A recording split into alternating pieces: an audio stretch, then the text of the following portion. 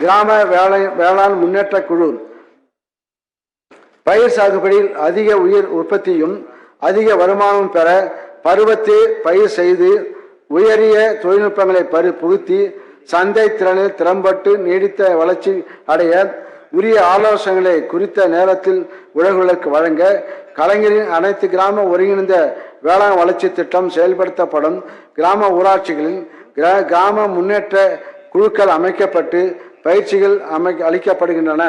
2024-25 ஆண்டில் 2482 கிராம ஊராட்சிகளில் கிராம முன்னேற்ற குழுக்கள் உருவாக்கப்பட்டு 2,48,00,000 ரூபாய் ஆத்மா திட்ட நிதி ஒதுக்கீட்டில் பயிற்சிகள் வழங்கப்படும்.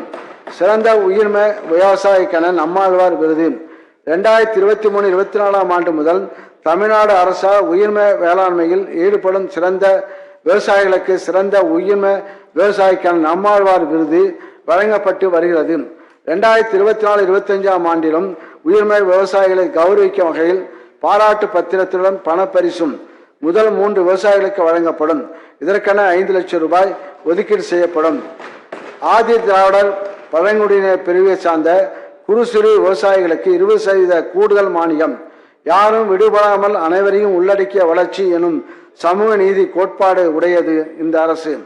இதற்காக தான் ஆதி திராவிட பழங்குடியினத்தை சார்ந்த சிறு குறு விவசாயிகள் பயனடையும் வகையில் துறையின் மூலம் செயல்படுத்தப்படும் உயர் மதிப்புள்ள திட்டங்களுக்கு வழங்கப்படும் மானியத்துடன் கூடுதலாக 20% மானிய தொகை 2022-23 ஆண்டிலிருந்து வழங்கப்பட்டு வருகிறது. 2024-25 ஆண்டிலும் இதற்கென 18 கோடி ரூபாய் ஒதுக்கீடு செய்யப்படும்.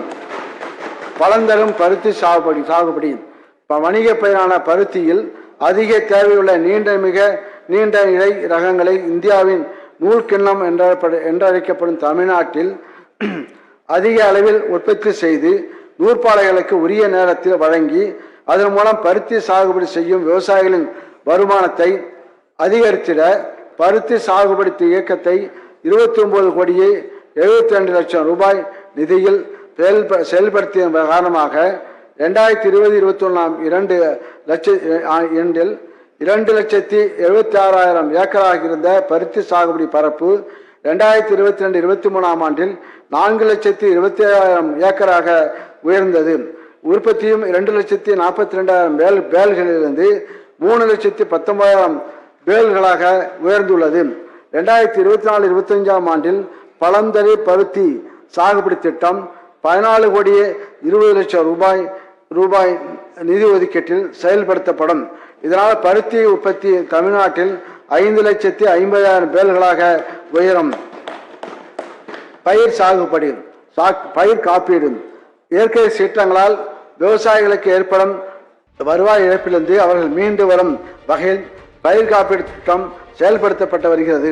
இத்திட்டத்தில் 2023 டிசம்பர் 17-18 தேதிகளில் பெய்த கனமழையால் அதிகம் பாதிப்படைந்த தூத்துக்குடி மாவட்டத்தில் மழையால் ஏற்பட்ட பயிர் சேதத்திற்காக 14,55,00,000 ரூபாய் 9,988 விவசாயிகளுக்கு இழப்பீட்டுத் தொகையாக உடனடியாக வழங்கப்பட்டது.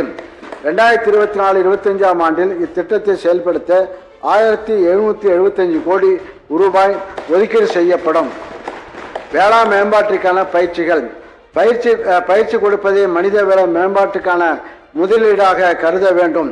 பயிற்சியின் மூலம் பணித்திறனையும் தொழில்நுட்ப அறிவினையும் மேம்படுத்தி வேளாண் மேம்பாட்டுக்கிணை எய்தும் வண்ணம் 15,000 விவசாயிகளுக்கும் 500 படித்த இளைஞர்களுக்கும் 1,600 அலுவலர்களுக்கும் 500 பணியாளர்களுக்கும் பல்வேறு பயிற்சிகள் 50 லட்சம் ரூபாய் நிதியில் வழங்கப்படும்.